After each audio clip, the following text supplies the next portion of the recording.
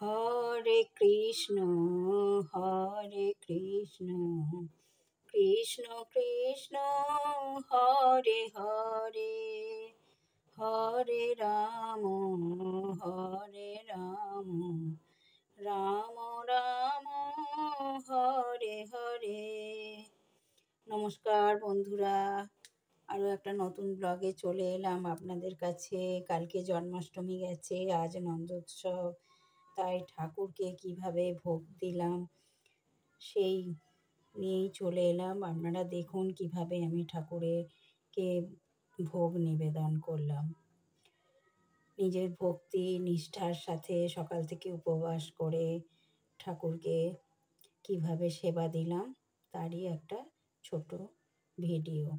এটা তাল ক্ষীর, আগে ভাজলাম তালের বড়া, আর এটা তাল ক্ষীর বানিয়েছি কাজু কিশমিশ দিয়ে। এই যে বাটিতে তোলা হয়ে গেছে, এবার বানাবো তালের লুচি। এটা মালপোয়া হচ্ছে।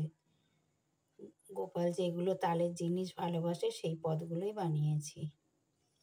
এই যে খানিকটা আরও এক্সট্রা হয়েছে, এটাতে তুলে রেখেছি তাল ক্ষীরটা। এবার তালের লুচিগুলো আগে থাকতে বেলে রেখেছি, এবার ছোট ছোট করে এইভাবে ভেজে নিচ্ছি। এটা শেষের দিকে হয়ে এসছে, প্রথম দিকে ভিডিও করার সময়টা হয়ে ওঠেনি। এইভাবে ওই পাঁচটা পাঁচটা করে 5 ভাগে দিতে হয়, 25টা লুচি এইভাবে ভেজে নিলাম। আর এর সঙ্গে ভাজা ভাজলাম, খিচুড়ি ভোগ করলাম, পায়েস ভোগ করলাম। ঠাকুরকে ভক্তি শ্রদ্ধা জানিয়ে নিজের মনের মতো করে সাজিয়ে গুজিয়ে পুজো করলাম। আপনাদের কেমন লাগলো সেটা আপনারা জানাবেন অবশ্যই। আমার তো ভালোই লেগেছে। আমি নিজে হাতেই সব কিছু বানাই। ঠাকুরের পোশাক থেকে আরম্ভ করে ঠাকুরের আসনের ফুল দিয়ে সাজানো থেকে সবই নিজের হাতে। 5 রকম ভাজা করেছিলাম। এবার ভোগ প্রসাদ সবাইকে একটু একটু বিতরণও করি, কেউ যদি আসে তাদেরকেও দেয়া হয়, এই কারণে একটুখানি করেছি। আর আমার মেয়ে তো খিচুড়ি খায় না, ভোগ প্রসাদ এসব কিছুই খাবে না, একটুখানি পায়েস আজকে খেয়েছে। আর এই যে 5 রকম ভাজা হয়ে গেছে, এইভাবে সাজিয়েছি। কিন্তু এইভাবে সাজালে তো হবে না, আবার ঠাকুরের ভোগ অন্যভাবে সাজাতে হয়। এই যে খিচুড়িটা রান্না করছিলাম এইভাবে, আর একটু শুকিয়ে যাবে একটু নামাবার আগে, অনেকটা আগেই ভিডিওটা করেছি।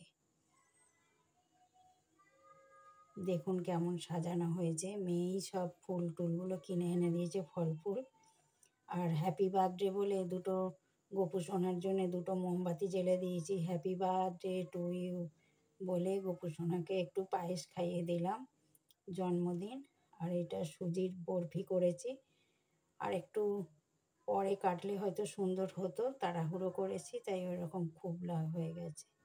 এইভাবে প্রসাদগুলো সাজিয়ে দিয়েছিলাম। এটা তাল ক্ষীর, সব ভাজা প্রসাদ সব আলাদা আলাদা করে নিবেদন করে ঠাকুরকে। আর জানেন তো যে শ্রীকৃষ্ণ বা গোপাল নারায়ণের তুলসী পাতা ছাড়া পুজো হয় না, সেই জন্য সব এতেই তুলসী পাতা দেওয়া থেকে। আপনারা সুন্দর